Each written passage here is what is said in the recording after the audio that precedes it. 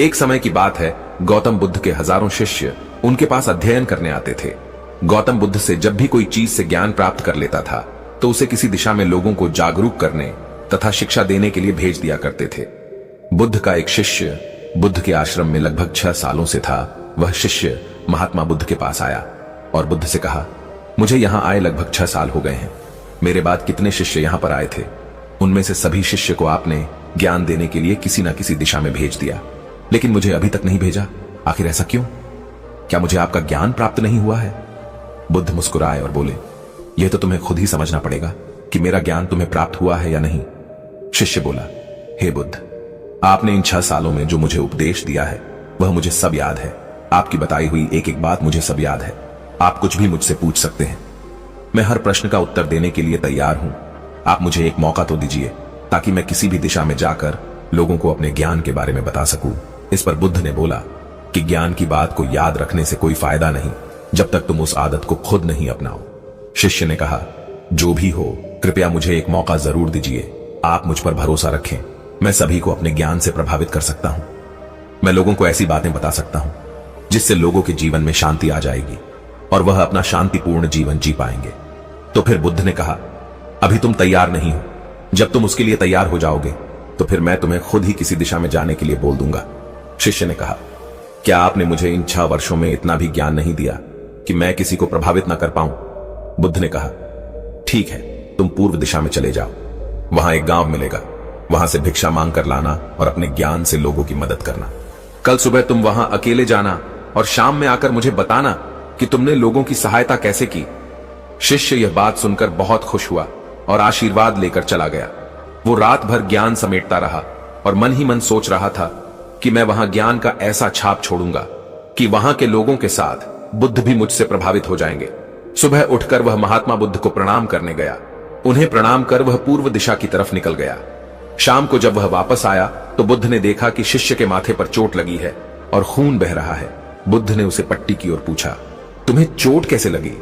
शिष्य ने कहा, वहां के लोग बेहद ही दुष्ट हैं, उन्हें जरा भी बुद्धि नहीं है।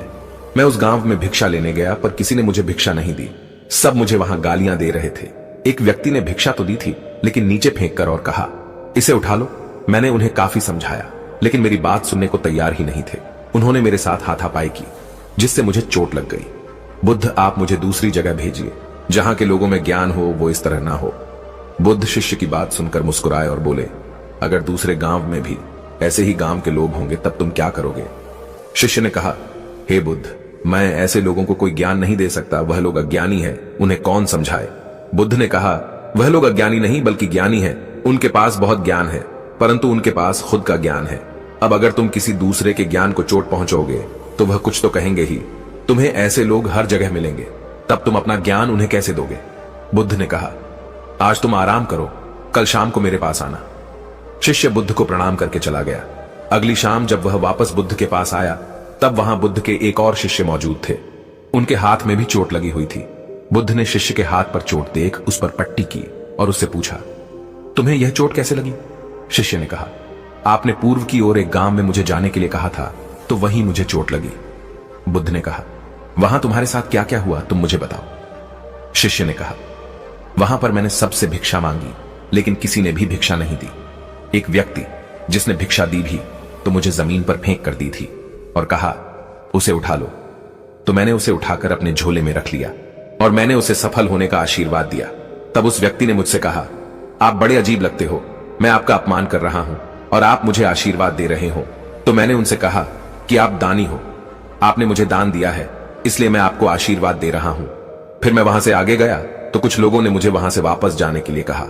उन्होंने मुझे कुछ अपशब्द कहे और मुझ पर पत्थर भी फेंके जिससे मुझे चोट लग गई। और जब मैं वापस आ रहा था तब रास्ते में मैंने एक मां को रोते हुए देखा। वह अपने बीमार बच्चे को लेकर चिंतित थी। मैं तुरंत जंगल से जाकर उसके लिए जड़ी बूटी लाया लेकिन वहां के कुछ लोग जड़ी बूटी देने नहीं दे रहे थे। फिर मैंने उनसे विनती की वह मुझे उस बच्चे का इलाज करने दे। उसके बाद वह जैसा कहेंगे मैं ठीक वैसा ही करूंगा। फिर जिस व्यक्ति ने मुझे भिक्षा दी थी उसने गांव वालों को समझाया। तब उन्होंने मुझे उस बच्चे को जड़ी बूटी लगाने दी। उसके कुछ देर बाद वह बच्चा ठीक हो गया।